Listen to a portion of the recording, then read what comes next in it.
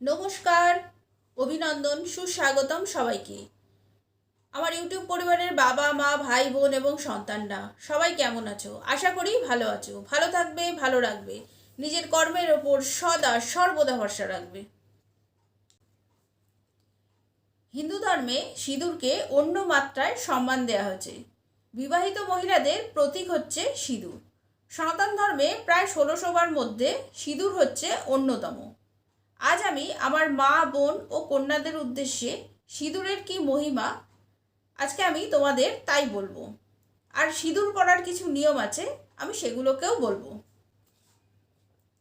প্রথম হচ্ছে, স্নান করার পরে তবেই সিঁদুর পরবে।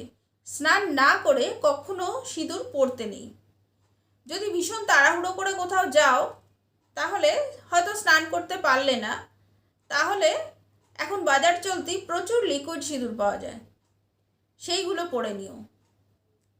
2 নম্বর হচ্ছে, কথায় আছে যত চওড়া করে সিঁদুর পরবে স্বামীর আয়ু তত দীর্ঘ হবে এবং পরিবারের মঙ্গল হবে, আর্থিক শ্রীবৃদ্ধি হবে। সিঁদুর যত চওড়া করে পরবে স্বামী ও পরিবারের সৌভাগ্য তত চওড়া হবে। 3 নম্বর হচ্ছে, অন্যের টাকায় কেনা সিঁদুর কখনো পরবে না। স্বামীর রোজগারের টাকায় কেনা সিঁদুর পরবে। আমাদের বাঙালিদের অনেক অনুষ্ঠান আছে, যেমন দুর্গাপুজোর সময় শাড়ির সাথে আমরা আলতা সিঁদুর দিই, স্বাদের অনুষ্ঠানের সাথে আলতা সিঁদুর দিই। এইসব সিঁদুর সিঁথিতে না পরাটাই ভালো। তবে কোনো মন্দিরে দেওয়া পুজোর সময় ডালার মধ্যে দেখবে সিঁদুর থাকে, সেই সিঁদুর পরা কিন্তু খুব ভালো, সেই সিঁদুর পরবে। অনেক সময় আমরা কোথাও বেড়াতে গেলাম আর সিঁদুর নিয়ে যেতে ভুলে গেলাম, আর সেখানে গিয়ে অন্য কারো সিঁদুর পরে নিলাম, সেটা কখনো করবে না।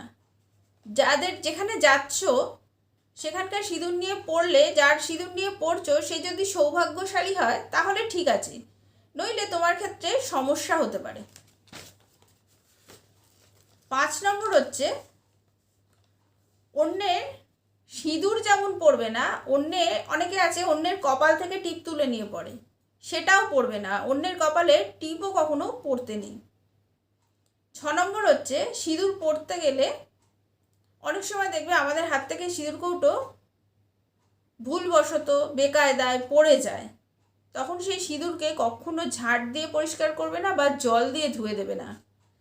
ওখানে কয়েক ফোঁটা সর্ষের তেল দিয়ে ন্যাকড়া দিয়ে ভালো করে পুছে দেবে, আর ন্যাকড়াটা কোনো গাছের নিচে বা জলে দিয়ে দেবে।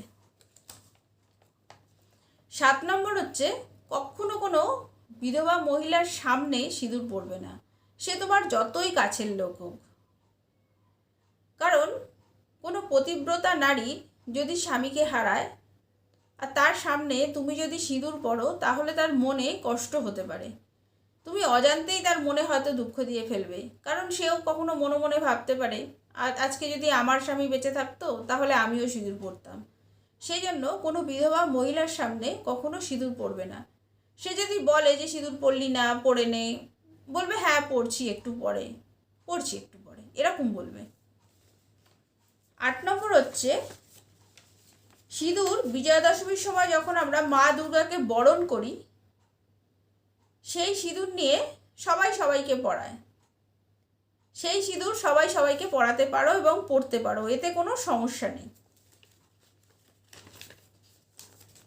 আজ এই পর্যন্তই, আবার হাজির হব অন্য কোনো ভিডিও নিয়ে।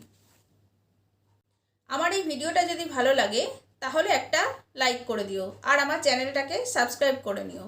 সবশেষে একটা কথাই বলবো, ভালো থাকো, ভালো রাখো, বাঙালি ধর্ম চ্যানেলের সাথে সদা সর্বদা জুড়ে থাকো।